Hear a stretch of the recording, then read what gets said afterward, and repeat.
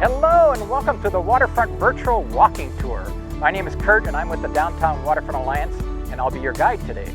The Downtown Waterfront Alliance, the Harbor History Museum, and Harbor WildWatch are the three groups that have come together to bring you these walking tours for the past 6 years along our beautiful waterfront. Because of the current situation with COVID, this year's tours will be brought to you virtually via Facebook and YouTube. Our Skiffs to Spirits tour is what we are here for today. The tour is special in my heart because it explores the historical industries and social life before and after Prohibition. Even though I am super passionate about Gig Harbor, please remember that I'm not a historian, just a history junkie.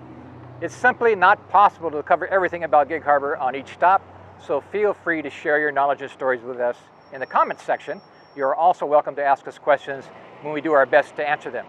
Since this is the last stop on our Skiffs to Spirits tour, let's take a moment to recap what we've learned over the past 5 weeks. Gig Harbor has changed a lot, and that change is evident from the people to the industries that shape the waterfront.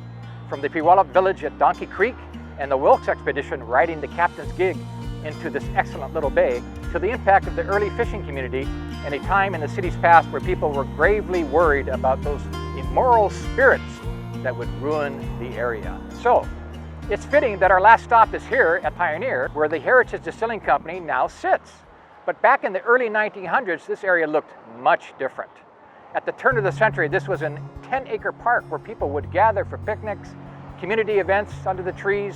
It was a popular place to play baseball, and locals enjoyed going down to the People's Dock, which was built in 1890 to get their feet wet in the harbor. It was also a freight and ferry dock until 1928, when the ferry landing was moved to the far end of Harborview Drive, just outside the entrance to the harbor. The building where the Tides Tavern stands now was built originally as the West Side Mercantile General Store in the early 1900s. With the advent of Prohibition, Washington State remained dry until the repeal of the national prohibition in December of 1933. The end of Prohibition made it legal again to purchase alcohol from stores, restaurants, and saloons, but new laws dictated that hard liquor could only be sold in state-run liquor stores and consumed in private. It wasn't until 1948 that Washington voters, partially thanks to an influx of war workers and returning veterans from World War II, approved the sale of spirits in restaurants and bars.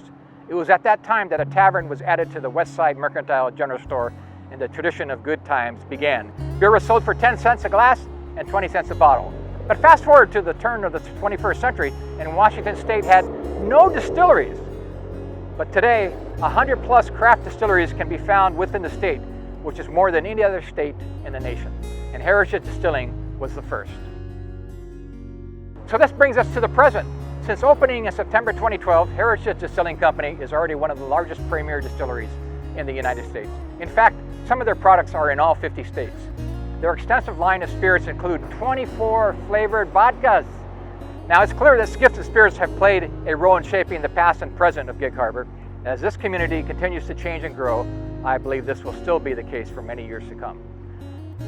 That is our tour for today. Thank you so much for joining us on our exploration of the downtown Gig Harbor on our Skiffs to Spirits tour. See you next time.